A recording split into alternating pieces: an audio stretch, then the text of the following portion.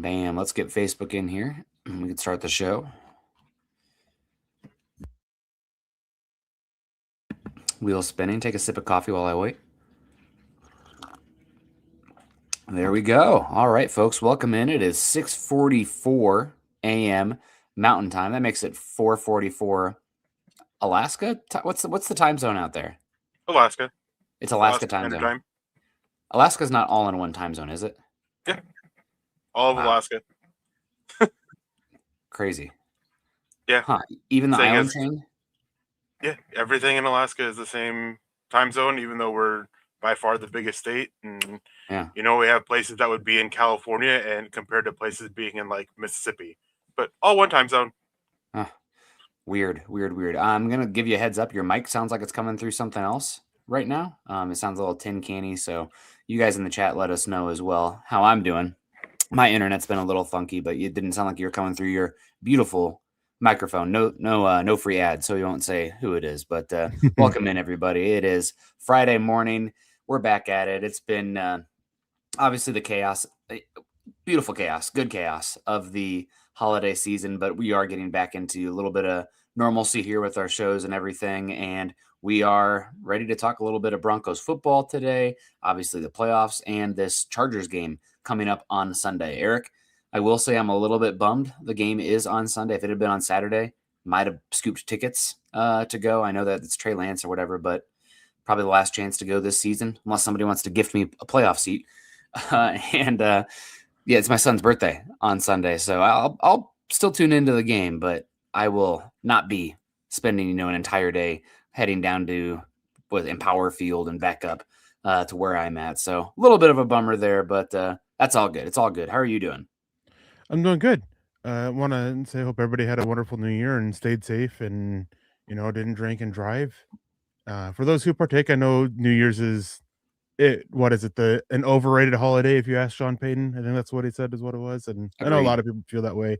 It's always something that my family does and celebrates pretty big, and so I hope everybody had a safe one. But other than that, I'm doing really good. I'm a little tired from it. We had people over for almost 12 hours on New Year's Eve to ring in the new year, and it took a lot out of me. Ended up not getting to sleep till about 2:00 in the morning because of having to clean up after everybody as well. But doing good. I'm excited for this game, even with it being Trey Lance. I'm excited for the Broncos to go out there and do what they can to try to make sure they clinch up that top seed. And all season long, Sean Payton's pretty clear is that there's stepping stones to this. First step was clinching a playoff spot, then the division. Now it's a top seed, and so they're just trying to keep climbing that ladder, keep taking those steps, and time for them to go out there and hopefully play a little bit better than they have the last couple weeks on both sides of the ball, especially the defense, and clinch up that top seed. Yeah, shout out to, I want to say Nate Tice. I always give him shout outs on here. I think the Football 301 podcast is probably my favorite NFL at large show right now. The Athletic one is really good, but I think Nate is probably my favorite of the analyst out there right now. He's just the right amount of dorky, but also being smart about it. He's a smart jock, like one of those types. So I appreciate his takes, but he had a nugget of information that Denver's defense is still good. It's not, the top 3 unit that it was, but I think since the mini bye, they are 10th in DVOA on defense, which is, good, not great. We probably for this team to win a Super Bowl, they probably need to work their way back in the top 5. And I think that we've seen it out there. I think that potential is still there. But the offense has been top 10 in DVOA since the mini bye as well. So shout out to them. If you're top 10 in both categories, you got a chance. Typically, the Super Bowl winner is like top 5 in one and top 10 in the other, where they have like a unit followed by a B plus unit. Right now, Denver's kind of looking a little bit more like BB plus on both sides of the ball, but I still think they got another level to get to. And we've said from the beginning, Eric, the key is going to be health. Kind of hit or miss on that one this season, and what Bo Nix plays like. Obviously, there's a little more details in that with like defense and individual players all across the ball. But I think with Sean Payton, relative health, and with Bo Nix playing this level in this AFC field, which we're going to talk about here, you got a chance. Now, am I going to guarantee anything? Absolutely not. I think Denver is people in chat get mad at me when I'm not a homer sometimes. I think Denver is, depending on the opponent, as likely to not win a playoff game and lose that first one coming in as they are to win it all?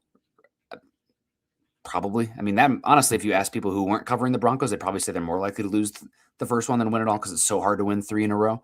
But again, I mean, you got a chance, and that's all you can really ask for, especially with the perspective of where this team has been and how far they've come in the last 3 seasons.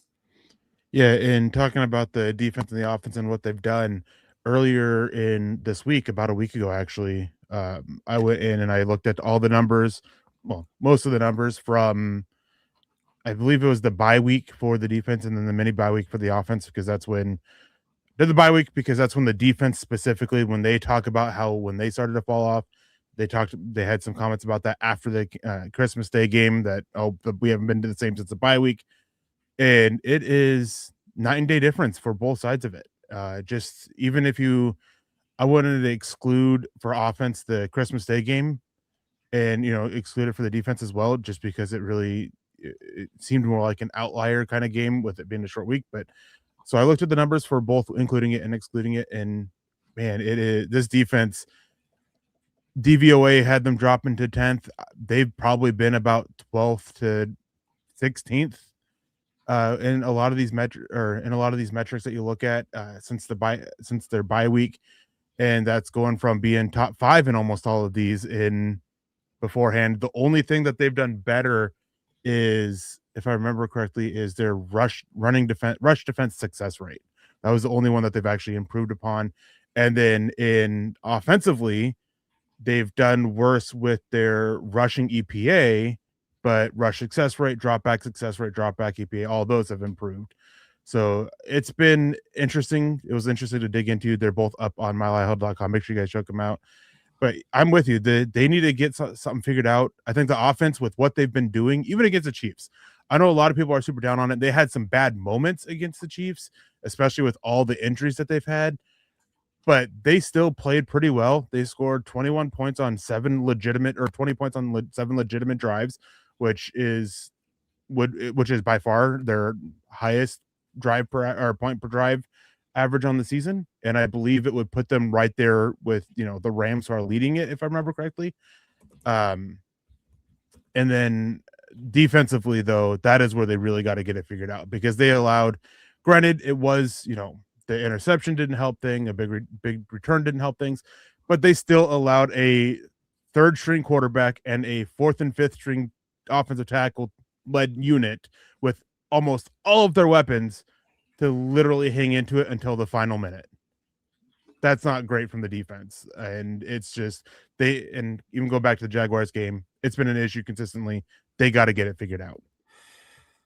And I mean, Sean Payton's, it's a little bit of, what is it? Appeal to authority, I think, is the fallacy there, the bias. But it's something, I think anybody who pays attention to football and kind of the numbers as well that matter, takeaways from the defense is you can be a really good defense like Denver was in the first half of the season. They weren't number 1 in EPA per play, I think, that entire time, because they were not taking the ball away, and they've regressed some. Now, granted, they've gone more, and maybe you can speak to this as well.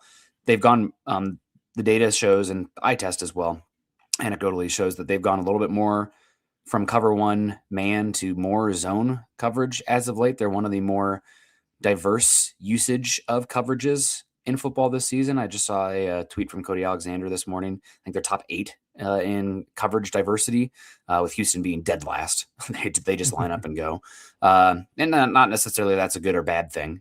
Houston's got better edge rushers. No offense to Denver. I know there's talk when Denver was breaking the sack record. I'm like, let's we got a way larger sample size. So when Danielle Hunter and Will Anderson are there, but also Lassiter and Stingley are a better cornerback duo than what Denver has right now. Shout out to Lassiter and compared to Riley Moss. And I think Stingley's been playing better football than Surtain post shoulder injury. And that's not offense to Surtain. He's first all decade team right now, but cornerback's volatile and Stingley's playing unbelievable. So do you think that it's the coverage switch ups that's happening here? What's exactly going on with this Denver defense? Well, on the turnover thing real quick, they need 2 takeaways or this against the Chargers. Otherwise, they will set the new franchise low in takeaways of the season. Crazy. that's how bad it has been. For as much hype as his defense got earlier on in the season, the fact that they're on the verge of setting the franchise low, not ideal. How does And that freaking happen when you're going to set the franchise record for sacks?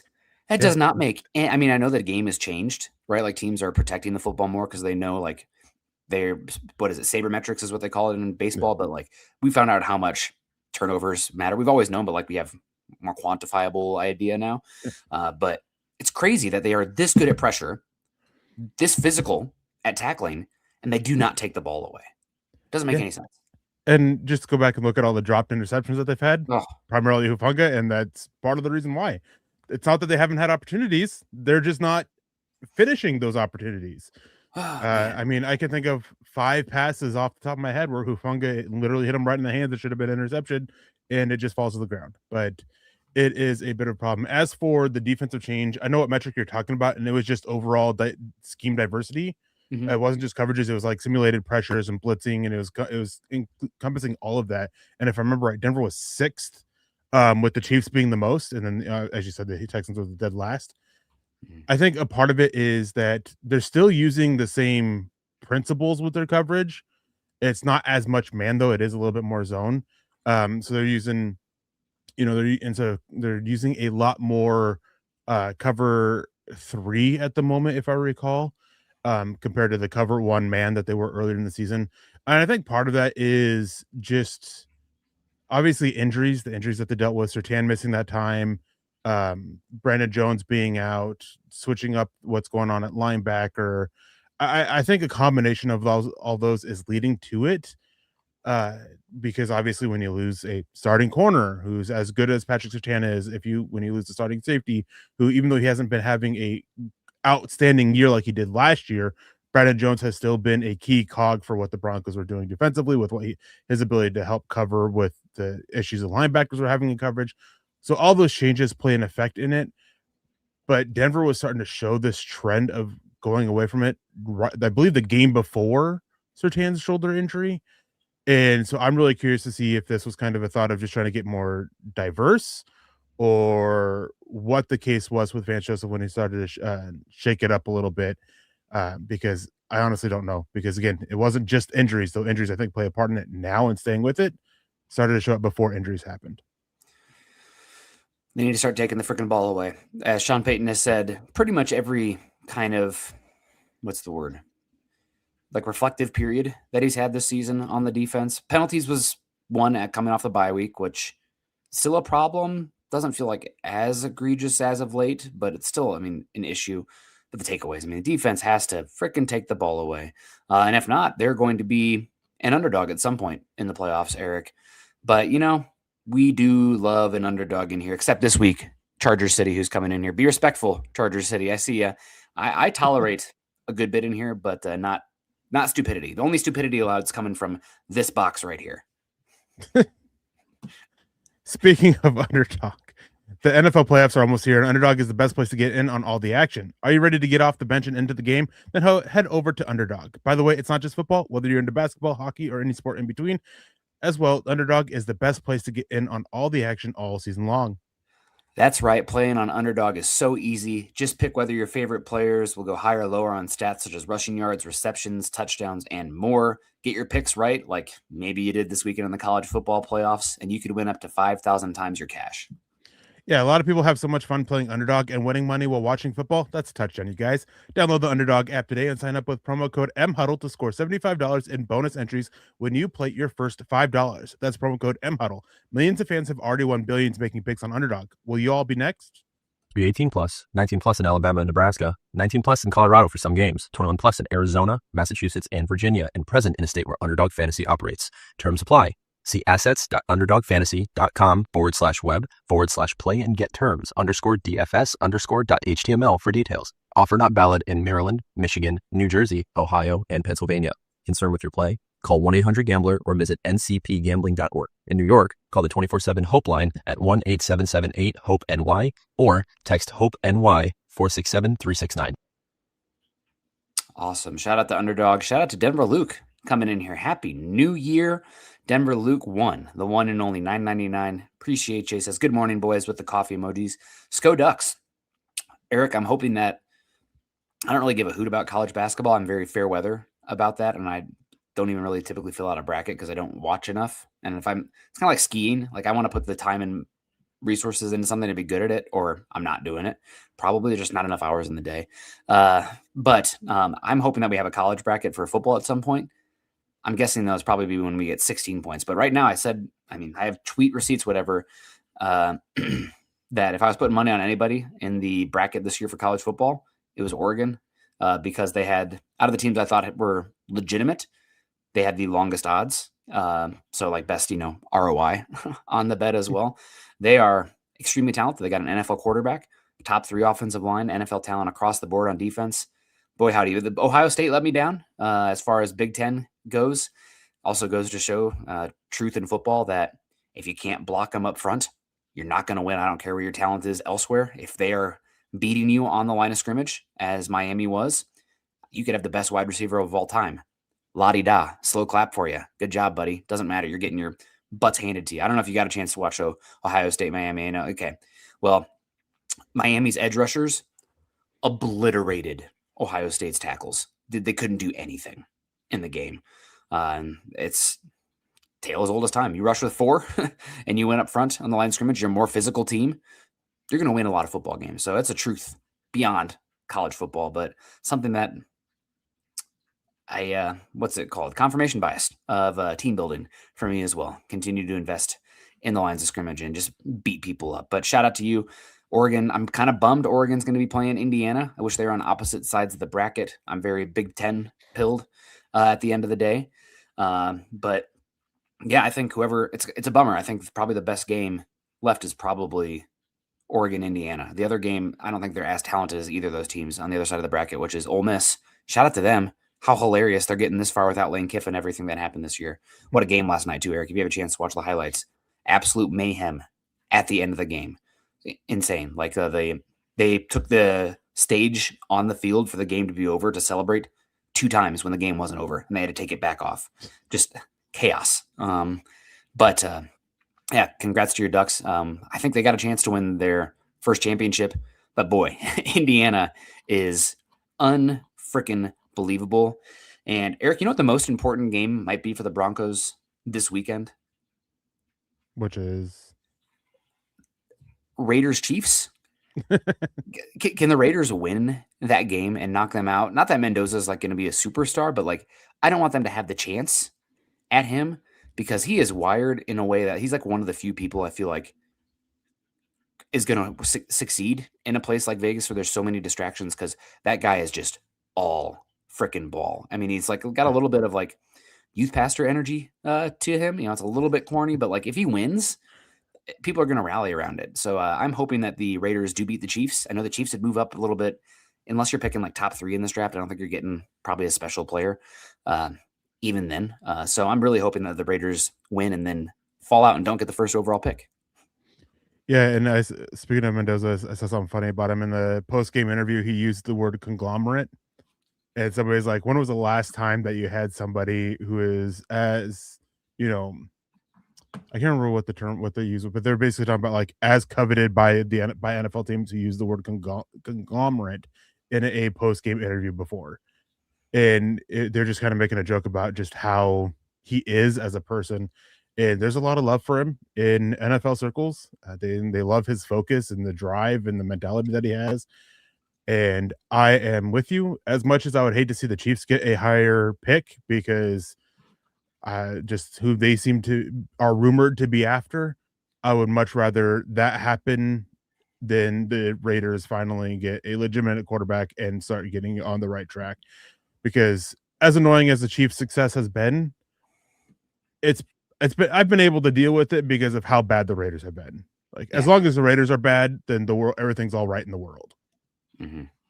I'm a little bit annoyed the Patriots are good again because their fans are just unbelievably obnoxious. Now, granted, they probably feel the same way about Bronco fans to some extent. When you've had good teams for a bit, you can have a little bit of outspoken fans out there, and definitely everything goes my way bias sometimes, but Chiefs have gotten there as well. But man, I'm hoping the Raiders pull it out this week. I think that would be hilarious to see them come out with the dub and knock themselves down the board in a meaningless game. But shout out to Perry coming in here.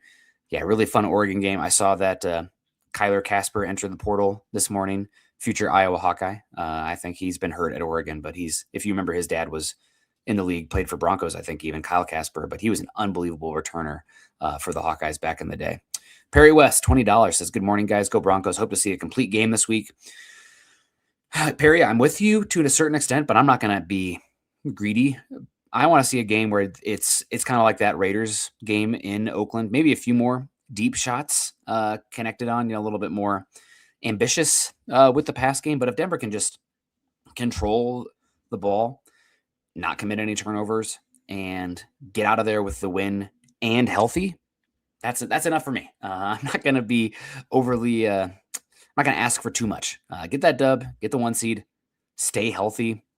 It doesn't have to be pretty. At this point, I mean, what would a pretty win do for Denver?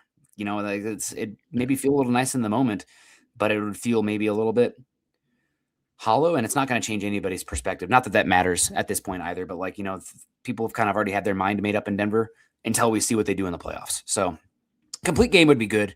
I'm sure there'll be stuff we can nitpick on. You almost never see complete games in the NFL. The only one I can think of this year for the Broncos is that Bengals game where, I mean, it's like that looked like playing, we'll use Oregon for an example, playing against Portland State, or JMU, sorry, JMU in the playoffs. But I just want to stay healthy and get the dub. Yeah, I would like to see them not play down to the competition as they've done almost all season long.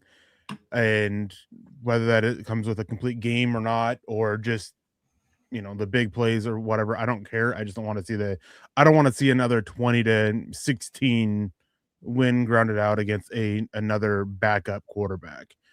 And it's been an issue with it, especially with the Chargers supposedly resting basically anybody who's dinged up, I think was what the comment that Harbaugh made. They're going to be resting anybody who's got bumps and bruises, which is a lot of players on defense. So there's really no excuse for them to play down to it, but we just saw them do that against the Chiefs. Granted, it was on, a holiday. They only had one practice, I think, if I remember correctly, leading up to that game because of the holidays. And so no excuses for this one for playing down to it. It's not a short week. You have the extended time period. You have plenty of time to practice. You're not losing your starting center on a short week. So you're getting a lot of guys back. I know a lot of players were missing the Chiefs game because of injury, but Pat Bryant should be good to go. You have still haven't heard yet on Karina Reed coming back off injured reserve, but Nate Atkins is back. The only one who's currently out, I believe, is set to be out is Dre Greenlaw. So no excuses with injuries, no excuses with a short time frame. Just don't play down to the level of competition again. I need to send Chad my prediction. I don't know if I've done that yet, but I think Denver's going to win this one pretty bigly, if you will. So we'll get it. Thanks for Perry coming in here. $20 super chat. We got Jermaine coming in, says good morning with the smiling sun, says good morning, sunshine guy. Eric, I think you're sunshine guy here. Or maybe it's Summit. Hey, buddy. It's definitely Summit. It ain't. He's not paying attention. He got a Grinch bone. Stink, stink, stunk. So that's a winner in the house here, although the squeaking in the middle of the night has not been great. Dave Glassman coming in here, and Happy New Year. Go Broncos. Absolutely. We got Play Sniper. I don't know if that's Sniper. I don't know about the your stream community, but good to have you in here on the Twitch side of things. We got David Youngkin. Bills would be at the bottom of the list considering they're 0-4 on the road in the playoffs. Yeah, we'll get into that list here in a second. We got Ernie Mays. Go Broncos country. We're going 14-3. That'd be great. Be good to get that first win against the Jim Harbaugh Chargers. Granted, the sample size is only 3 games, so in last year's team, early on, we'll see. But Minter's done pretty well against Peyton. I think Minter is the interesting one here, and we'll get into them in a bit. We got Jono coming in here. Jono says, put 8 in the box the whole game. You'll be able to rest the starters by halftime. It really depends on who plays in this one, but I'll be curious to see what Denver does, how they attack Trey Lance. I'm hoping that we kind of have more of a Justin Fields kind of game from the defense. Maybe we can break that sack record. I don't think that will happen probably, but we'll see. David also asks, have the Chargers made their final injury report? I think they comes out today because of fantasy purposes and betting purposes. They don't have a final one until Saturday before the game. The Sunday. It's technically tomorrow, but they also have it. The final one is today, and then they just make slight adjustments for it tomorrow. But we'll get it. The semifinal one is today, I guess, would be the best way to put it. Yeah. Not yet. I'm hoping we don't see Derwin. I'm hoping that we don't see Mac. I'm hoping that we don't see Tart. I'm hoping that we don't see McConkey or Keenan Allen or Omarion Hampton. I think those guys, maybe even Becton. Granted, he's not been very good this season, but still, he's starting. So what does that say about the guys behind him? So I'm plenty of guys. We'll see. So far, the only confirmed one is Justin Herbert. That's probably enough for this Broncos team to get it done. It sounds like they're approaching this game as if, Chargers are going for it. But we'll see. I'm not expecting Denver to obliterate the Chargers like they did Week 18 last season against the Kansas City Chiefs, but we'll see. Good to see you, David, coming in here. We got our guy, Mark Kennedy. You guys, thank you so much. If you be like Mark, click the thumbs up on the way in. I see you, Mark. Lando Lee, Greg Medwid, Eric Smith, Dave Glassman as well, Ernie Mays, Daniel Garcia, David Schlosser Jr., of course. And we got the heart coming in from Tim Frisbee. Hell yeah. Shout out to you, Tim. Appreciate you. Charger City coming in here says, blessings forever. Love y'all forever. Tell you all that good stuff. Teach everyone. Enjoy blessings too. Well, bless you, but no Chargers blessings coming in here. Other than I'm hoping that you guys can stay healthy in this one as well. I don't really have hate in my heart for the Chargers. There were some times, maybe if Jay Cutler would have stuck around Denver, there'd be a little bit more hate because that Jay Cutler, Phillip Rivers rivalry was bubbling, and they got rid of Jay Cutler as that was kind of, getting pretty strong. But no hate for the Chargers. I think you guys got great uniforms. I know it's really popular in Broncos country to hate on Justin Herbert, but I watch it and I'm like, this is an obvious top 5 quarterback. And I know that people are like, well, it's a kind of a joke at this point. Why doesn't anybody help Justin Herbert? You look at the investments that they've made. They've tried to, and it's just they've not been very good at it or had bad luck to a certain extent. And that's just kind of the Charger way. But I'm not a hater of the Chargers, but this week, screw you, but stay healthy.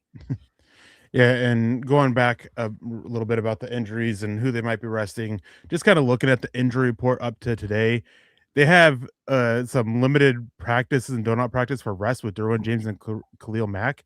That kind of suggests that they might not be playing, but Omarion Hampton, he's been did not participate in the last 2 practices with an ankle injury. Nico Reed and Jamari Salyer have also been that with a hamstring injury. So using what Harbaugh said about the bumps and bruises, probably not going to see Hampton, probably not going to see Salyer, and probably not going to see Reed. And they have a bunch of guys who have been limited all week. Elijah Molden was added with a hamstring injury. St. Just, Tui Tupuloto, he's been limited on the practice. RJ Mickens, you got Darius Davis and Hassan Haskins, who's working back from a concussion. Bradley Bozeman, who's been limited with a concussion. So there's a lot of starters and key players for them that seem to be out, and so I'm looking forward to it. But I'm with you with the hate towards the Chargers. I don't really feel it.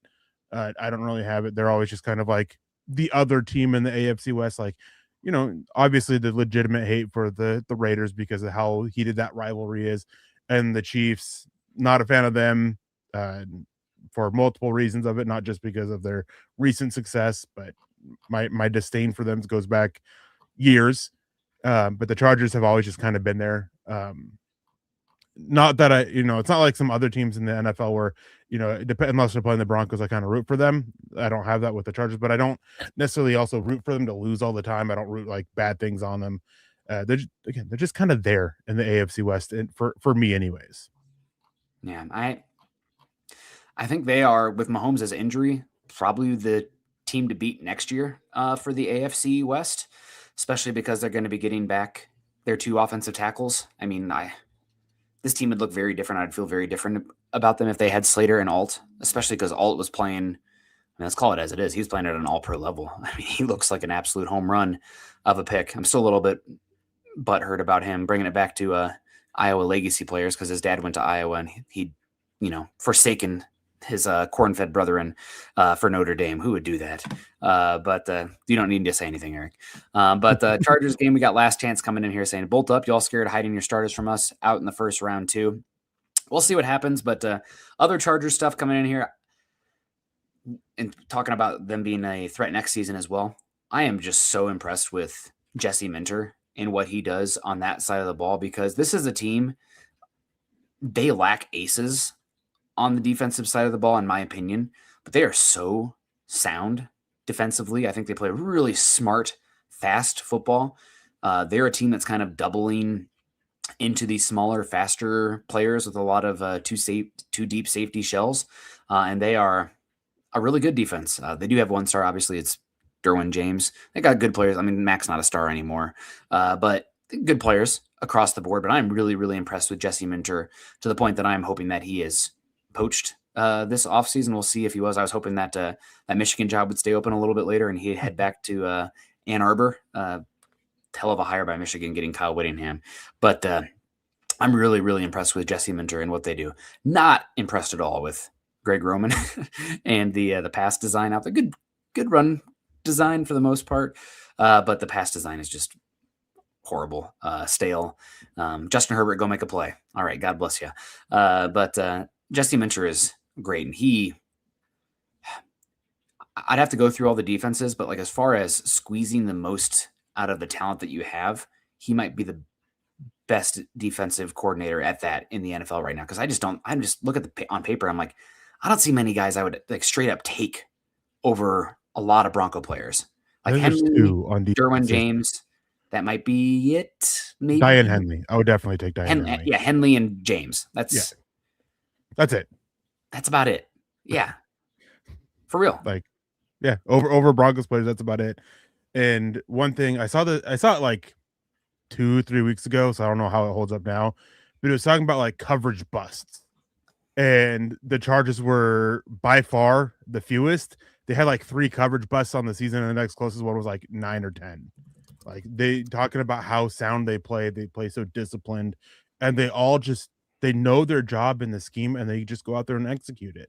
And they just consistently, and they play smaller, a little bit lighter, a little bit faster, and they make it work. And with Derwin James as a chess piece that they have, Mentor's done a great job, especially with their inability to generate consistent pressure up front. He just has found a way to consistently make up for that. I would be surprised if he's not a head coach next season. I'm not sure where, because a lot of places can, I look around at some of the open jobs that are available or the jobs that are expected to be available, and he makes sense for some of them, for a lot of them. And, it's kind of that there's going to be a interesting narrative to watch between Jesse Minter and Vance Joseph, because a lot of the teams that Minter makes sense for are the same ones that Joseph makes sense for. So it'll be interesting to see how things go with that between the two. But I want Minter out from the Chargers because of just how good of a defensive coordinator he is and how bright he is. I think has a very good chance to be similar to the Seattle coach. Name escapes me at the moment. Very high, bright, highly thought of, bright defensive mind. Might not look, the best early on, because McDonald didn't look great early last year, but then he started to get his defense together, and then they were able to fully invest in the offense this year. I could see Minter following a similar path to that, but I want him gone. But I hope they keep Roman, because he is a old school, out of date offensive coordinator. Great run designs, but as you said, the passing designs are very much go make a play, Justin Herbert, and there's no like set concept in it that he consistently wins with that you see with a lot of other offensive coordinators. I don't want them to get rid of Greg Roman because he holds that offense back. Yeah, absolutely. We got Money More coming in here. Broncos are 4 or 6 in division games. Let's make it 5. I think I just want to get your math right here, Money More. They're 4 or 5 in division games. Let's make it 5 or 6. They have not done that one yet. So don't short us here. As I always say, a numerator is only as good as its denominator. So 4 or 5 with a chance to go 5 or 6 here.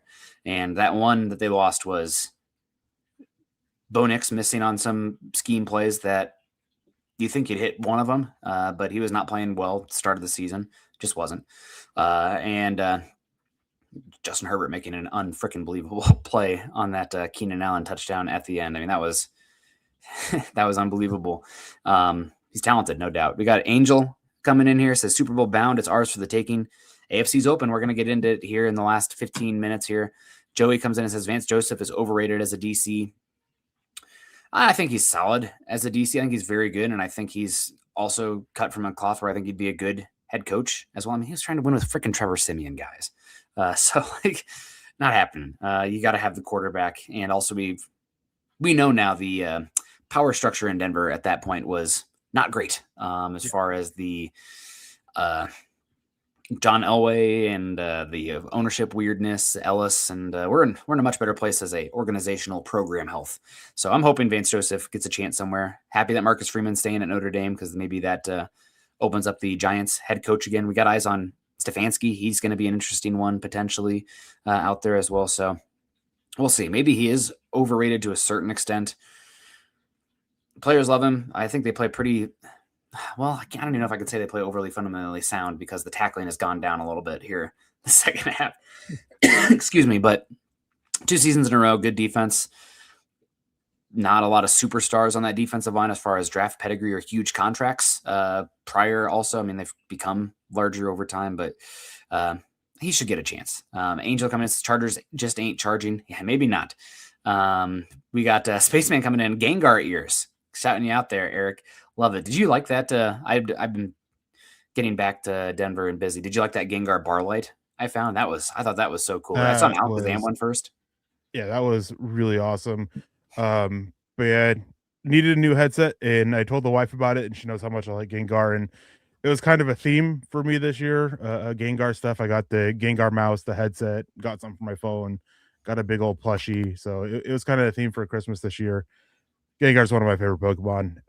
But yeah, got the Gengar ears hanging out. Oh, good, man. Yeah, I love Gengar too.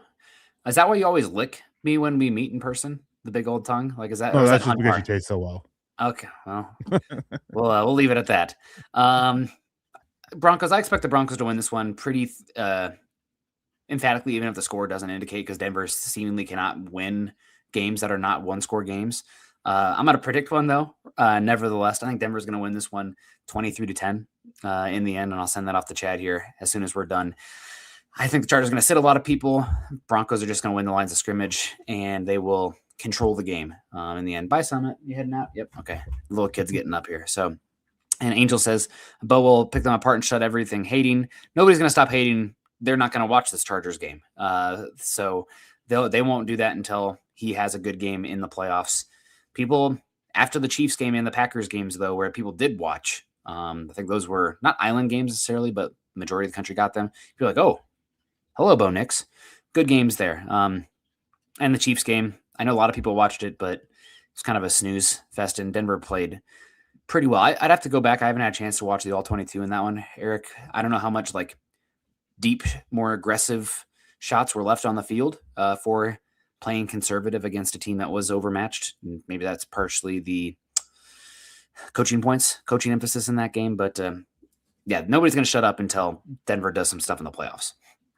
Yeah, and it's kind of like, I mean, to be fair, you and I are critical of Bo Nix, but we have both recognized that since the mini bye week, he's been playing at a much significantly better level. But it's funny listening to certain members of bigger media, Nick Wright for one of them, who has gone on saying, "Oh, I apologize. I was wrong on Bo Nix after beating the Chiefs the first game around," and then only a few weeks later, after not blowing the Raiders out of the water or not blowing the Chiefs out of the water on Christmas Day, oh, they're frauds. Like the roller coaster element is always going to be there, but it's just such an extreme with Bo Nix. Goes out there, beats the Packers.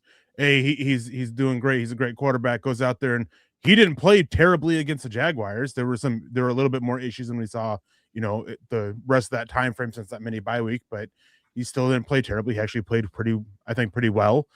And then it was, oh man, Jaguars are a good team, and he struggled against them. So it's a bit annoying seeing that when it comes to not just Bo Nix, but the Broncos in general of the extreme roller coasters. There's a guy that we both know of that, kind of started to buy into the Broncos after, they beat the Eagles. Then they didn't go out and blow out the Jets. And so now the Broncos are bad again.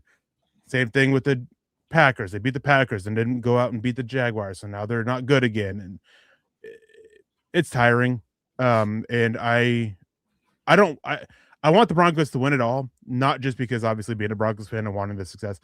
I want them to win it all because I'm tired of the conversation around them from other media and big time media of constantly doubting them and, always reverting back to their frauds after, a struggling game. I'm tired of it. And I hope Denver goes out and wins big against the Chargers. I think I have them like 38 to like 12 or something like that, 38-18. Big blowout game. I think they'll get to be able to rest their starters in the second half. And the second string will go out there and continue to have success and then go out there and win, in the playoffs. Like, I'm just really tired of the narrative conversations that have been surrounding the Broncos, especially over the last few weeks. The thing about it, though, I will say to those people's defense, many of them, at least some of them are, BS artists, and I don't really totally fault them as well, because how do you have enough time to have opinions about hockey and golf and NFL and college football and everything like that to talk on those shows? I mean, I couldn't. Jokic got hurt. I haven't watched one Nugget game. If you put me on here and had to talk Broncos and then followed up about LeBron or whatever, BS artist. Like, no way. To that extent, it's just we're too deep into the football stuff. Try not to be superficial, which a lot of those people are. But to be fair to them, I feel like that kind of conversation has surrounded everybody in the AFC this season, and for the most part, the NFL at large, about the doubt and like all these teams, like except for the Chiefs. Yeah, but they're dead now. They're dead now, and that's kind of also that super deep versus wide kind of coverage. What have the Chiefs been?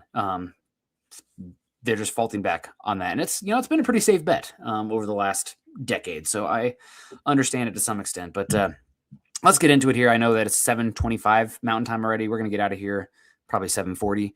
Eric, there's still one playoff spot up for grabs, the AFC North. So we do want to include the Steelers and the Chargers in this.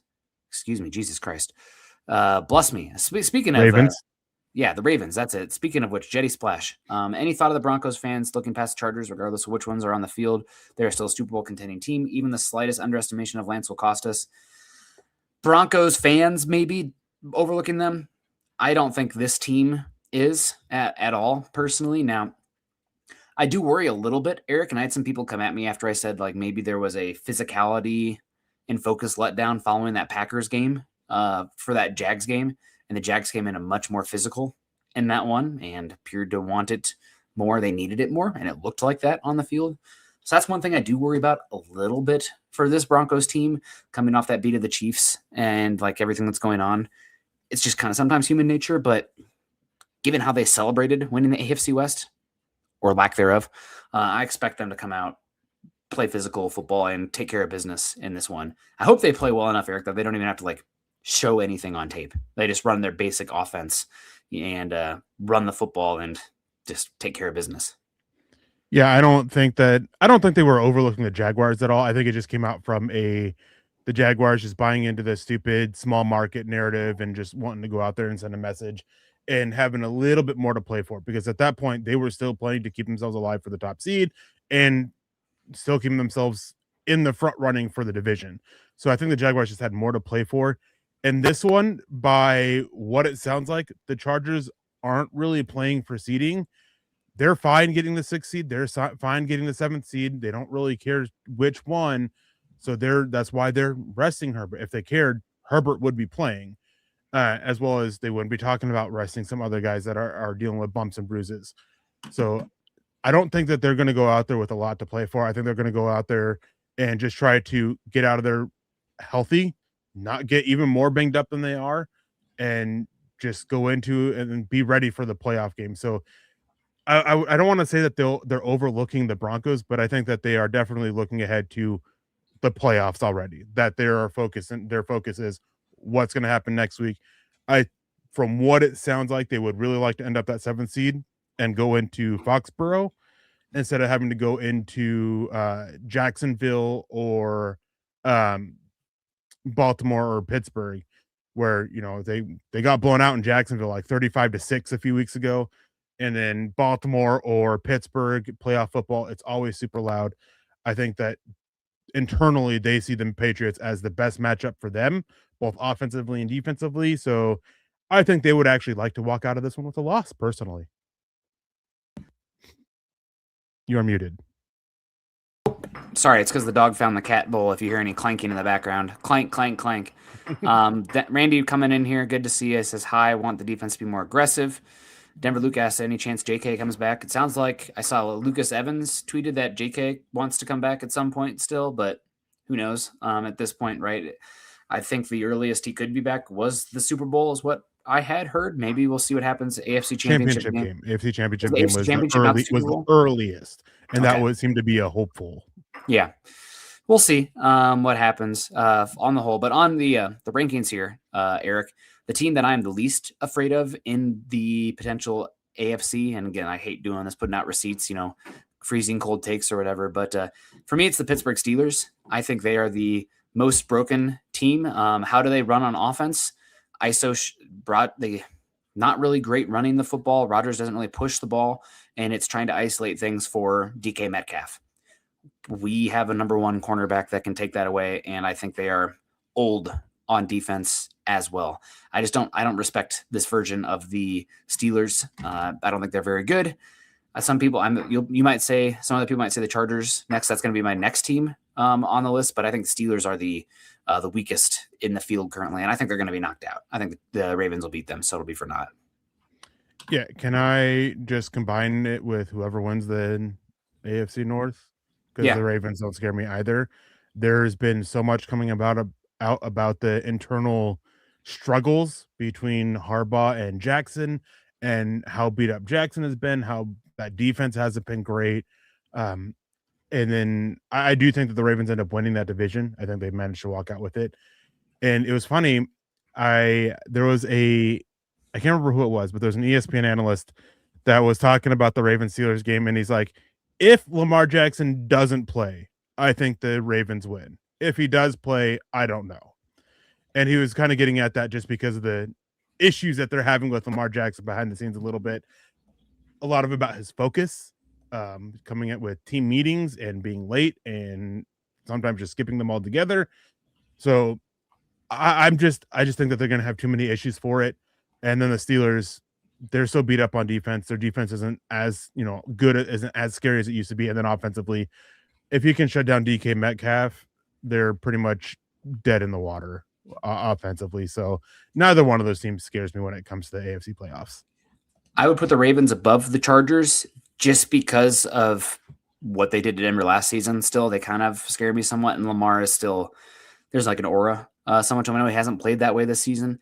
They also have some playmakers on the defensive side of the ball. Kyle Hamilton specifically. I think they played better football defensively as of late, but they would be the next one on the list for me. But I am more afraid of them than I am the Chargers. Maybe that's stupid. They're like right neck and neck, but they are both scarier to me than the Steelers. Do you have the Chargers next on your list? Yeah, I do have the Chargers just above them, and that's simply because of the history that we've seen. Harbaugh, last year, the second game where they pulled out that, end of half sequence with the rules and all that. And then just Justin Herbert, just seeing him so many times, just pull off amazing plays. And then Lamar Jackson, I hate talking about playoff wins, but Lamar Jackson has this really bad habit of becoming a shell of himself in the playoffs, where he's not been nearly as good until it's like late in the game and almost garbage time situations. And so the reason why I have the Chargers up is just I'm a little bit more fearful of the Harbaugh and Herbert than I am of Harbaugh and Jackson, because of all the issues that Harbaugh and Jackson are having between each other. After the season, I expect one of the two to be gone in Baltimore. Mm-hmm. I thought for sure it was going to be Harbaugh, but with all the releasing of what all the issues Jackson's bringing, sounds like it might be Jackson. So all that is why I have the Chargers ahead of both the Steelers and the Ravens in particular. So you have it. I have it Steelers, Chargers, Ravens. Next up for me, Patriots. Actually, they've only beaten one team above 500 this season. Drake May, as much as I do like him, they have not really had to be in a negative game script very often. this season where I think he can go blow for blow, but they've been just such front runners controlling everything. I don't really think they can run the ball consistently. And they've been one of the worst defenses in the NFL as of late in stopping the run. Now, granted, they're going to get Will Campbell back. They're going to get Milton Williams back. I just think that the next up after that, so 4 would be the Patriots. 3 for me would be the Bills coming in, because I think McDermott's actually doing a pretty good job with them as of late. And Josh Allen is Josh Allen, just, a little bit more proven. So 4, like I said, is the Patriots, and then 3 is the Bills. Yeah, I'm with you with that. I debated having the Patriots above the Bills simply because the Bills right now are just Josh Allen and offensive line and Cook. Cook is great this season. Sorry, it's okay. Offense, that defense is absolutely terrible, but it is. What I was getting at was Josh Allen, just his ability to go Super Saiyan and just absolutely completely take over the game. Like, the offensive line and running game have been great. Don't get me wrong. I'm not saying that, but there has been multiple times this season where it has had to become the Josh Allen show, that he has had to become the center point of the offense in one way or another, and just go out there and make amazing plays. And one of them is that game against the Patriots that they had just a couple weeks ago, where, the Patriots came out and just beat up on that defense, and then Josh Allen really took over that game. And then from that, the running game was able to get going, and the offensive line, they bounced back. And the offensive line, as good as they've been, they haven't been as good as they have been in previous years. Deion Dawkins in particular has been a little bit more rough around the edges. So I almost had the Patriots over them, but Josh Allen is just such a difference maker. Haven't seen that from Drake May yet. I think in terms of, overall team, I think the Patriots are a little bit more of a complete team because they have a little bit more there defensively. But what can they do against a team that's really going to come punch them in the mouth? Earlier in the season, we saw that happen. Granted, it was early in the season, and they weren't able to bounce back from that. And so I'm just not overly scared of them, especially if they have to go on the road where, if I recall, they've actually been a little bit less efficient and a little less good, basically, on the road than compared to at home.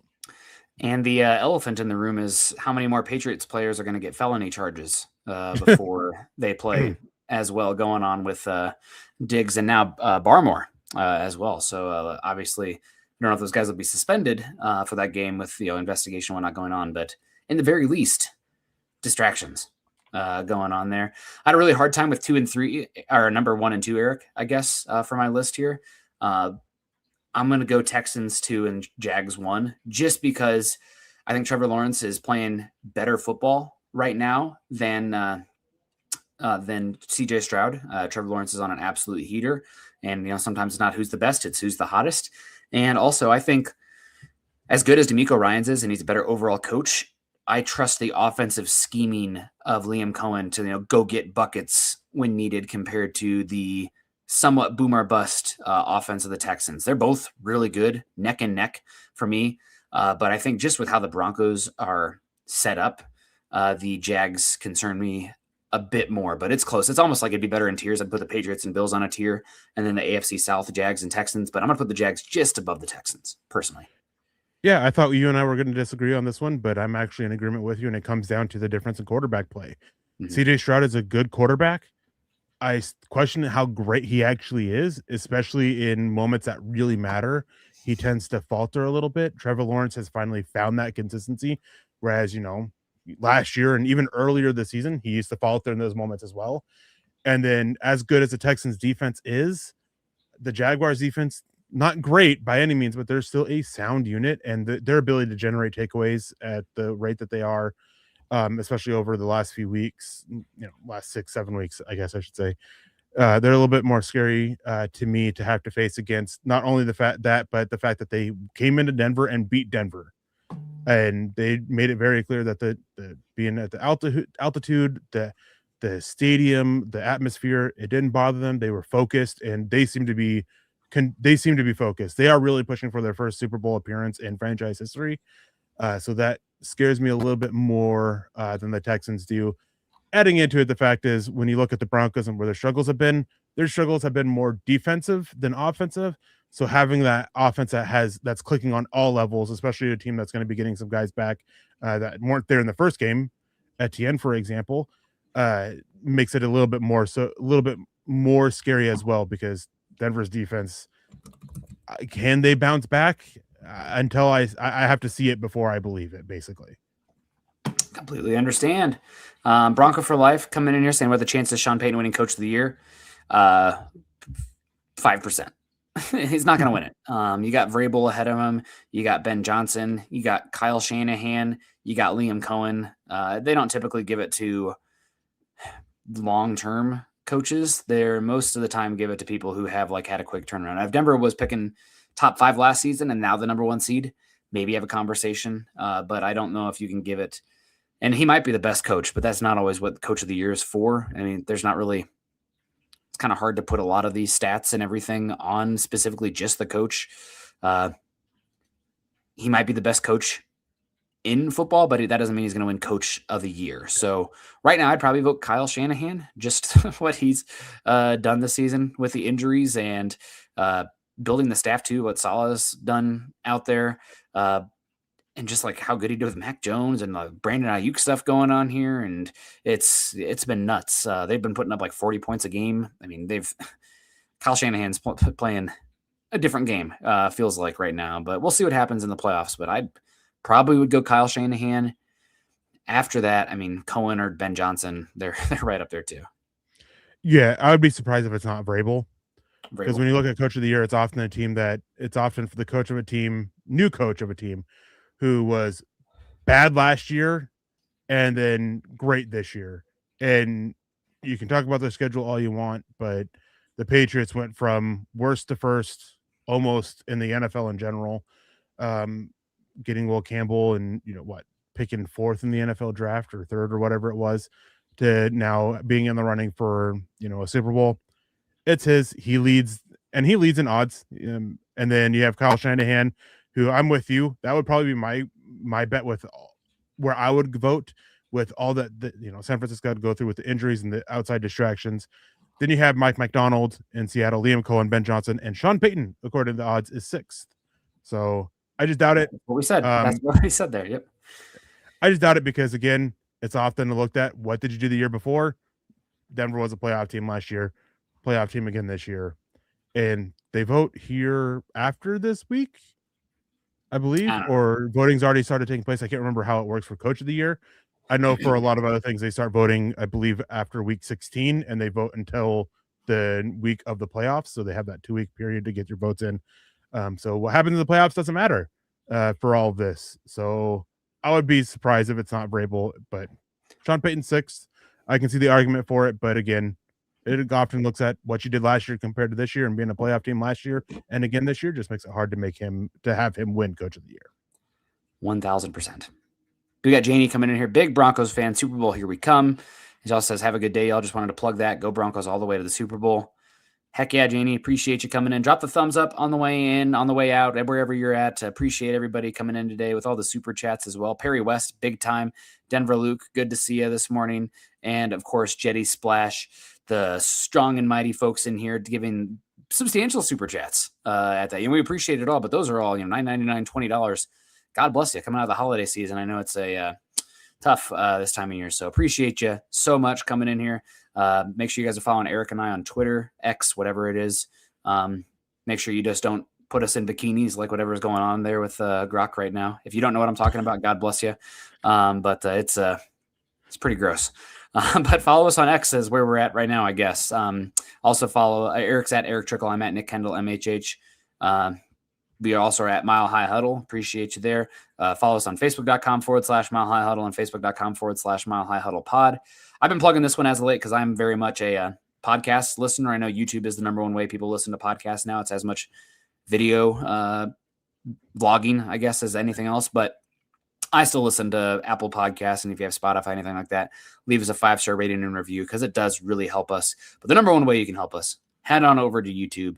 Subscribe to Mile High Huddle on there. It's not just Eric and I. If you guys hate, our analysis, there's other flavors on here as well. So make sure you guys are subscribing to YouTube and checking this all out. Make sure you like the show and share it also. I don't think anybody else is covering this time of day or anything like that. And Eric and I have been going at it now for a bit. This entire season. I don't know, Eric. I don't even remember when you and I started going here. Was it week 1 this year? When did Scott back out? We're closing it up here pretty soon. It was February. It was February? See, I don't February. even... Okay. March, February, somewhere around that. So we're coming up on a year. Wow. Time flies when you're listening to my nonsense. God bless you for that. Appreciate you. You don't give as much... when I say something stupid, you get a really good poker face. Scott will eye roll immediately. Only with you. If you tune in on Friday nights, you'll see it with Lance. I'll take that as a compliment, or maybe not. Maybe I'm too scary. I don't know. Flying Anger Pig, you guys rock. You rock. Perry Westside says, I prefer your analysis, guys. Again, we won't get everything right. If you find anybody who gets everything right, please share them with me. And I will not be working or doing anything else anymore because I will be taking what they're saying and betting on the outcome. So we'll do the best we can, and we'll be transparent and honest with you guys. And who's coming in here? Is this Chad? That's because Eric isn't listening. Is this Scott? If Scott's hanging out, I'll be dying. No, it's I haven't done a show with Scott in a second. We need to get on here, man. Did you see the stats of the Falcons? Like their record once they're eliminated from postseason contention, they're like have an 800 winning percentage after they are officially eliminated. Over the last 10 years. Jeez, it's the absolute worst because the games don't matter anymore, and you're winning games to get out of good draft picks. Yeah. What a curse. I mean, God, I feel Bronco fans have had it tough for the last 10 years, but covering the Falcons and like the yakety sacks that goes on over there, you guys don't know. You really don't know. But a good show, Eric. A lot of fun. Going to get out of here. Yeah, falconing isn't the state of being. And maybe this is Chad coming in. But appreciate y'all. Have a great rest of your day. We'll see you again on Monday. Going to break down the playoffs. Hopefully see where Denver is. Hopefully not talking about what game Denver's playing in the wild card round. Knock on wood. And if that is Chad, I'm going to send you my score for the game right now. Appreciate everyone. Eric, good to see you. Happy New Year. Kindness, compassion. Go Broncos.